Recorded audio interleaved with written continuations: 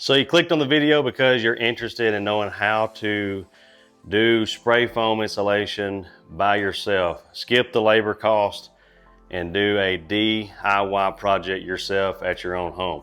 So today's video, I'm going to show you exactly how to do that with this Stanley kit that you can buy on Amazon. Link will be in the description if you're interested. Stay to the end of the video because I will be giving you a cool fact about closed cell insulation and why you must have it in your outdoor building or shed. So let's go ahead and get right into it, guys. So the first step is to hook your hoses up to the canisters. Now there'll be a red and blue hose, and then the canister will have a red and blue marker on the canisters to let you know which one goes to which. So basically just screw this on. There is a wrench inside of the kit to help you screw these on very tightly. So once you get those on, you can go to the next step, which is the petroleum jelly that comes inside the kit. So you want to take this and coat it inside of the gun before you put your nozzle tip on.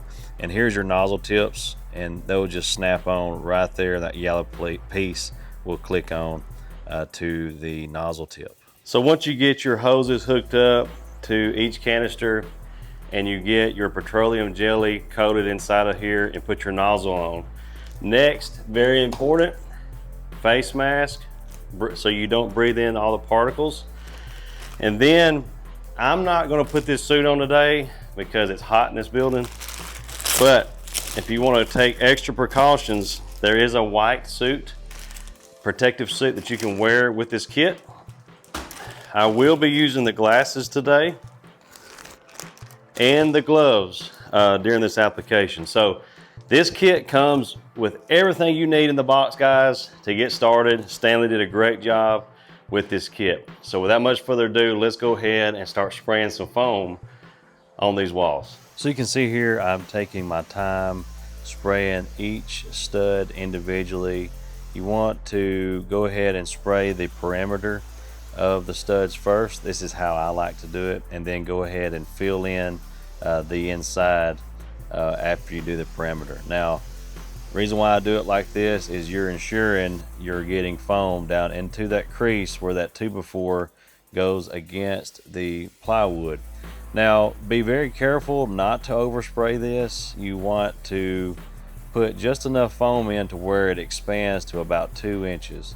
If you're not careful, you will put too much foam in and it will expand outside of the 2x4s, and you'll have to wind up cutting the excess foam out in order for you to put your sheetrock on. You don't want to have to do that extra step, so just keep in mind to barely spray this in, and you'll get better at it as you go. If you're anything like me, this is the first time I've ever sprayed foam insulation, so I was new to the project. So I had to just practice with it, and you'll see it as you spray it, it will start expanding, and you'll know when to stop spraying. So that's the number one tip, really, is to not overspray it. I can't say it enough, guys, because you will wind up having to cut all the excess off, and you'll waste a lot of product like that. Okay, everybody, it is the next day after I sprayed this spray foam, and it has done phenomenal. As you can see, it expanded really nicely inside these studs here.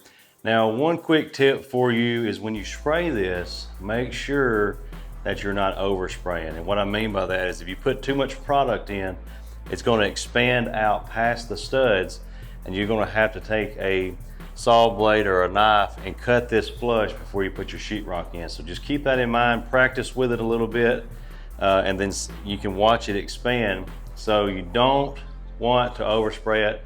Biggest tip I can give you. Now, I mentioned at the beginning of the video that I was going to reveal a really cool feature of this closed cell insulation by Stanley. It has a certain chemical in it that repels rodents and insects. So in my office, obviously I didn't want, rats, mice, roaches, spiders. I didn't want none of that, so I wanted to cut down on insect and rodent activity by putting this closed cell insulation in. So it's another important feature of this closed cell insulation, not just insulating your building, but also repelling unwanted guests. Now, as you can see on the floor, thank God that I put down a tarp to catch a lot of this overspray. It does make a mess. So either put plastic down or tarp down to catch your mess. It's gonna make cleanup a whole lot easier. So I hope you enjoyed today's video. If you want this product, it's down in the description. There's a link there to Amazon. You can click on that. It will take you to Amazon. You can purchase the product. So thanks for watching again, guys. Leave me a thumbs up if you enjoy the video. Comment down below if you've ever installed this spray foam installation, or if you have questions. I'll do my best to answer those questions to the best of my ability. So if you want to see more content by us, you can click the video card you see in the bottom of your screen. It will direct you to another video. So once again, thanks for watching, and God bless.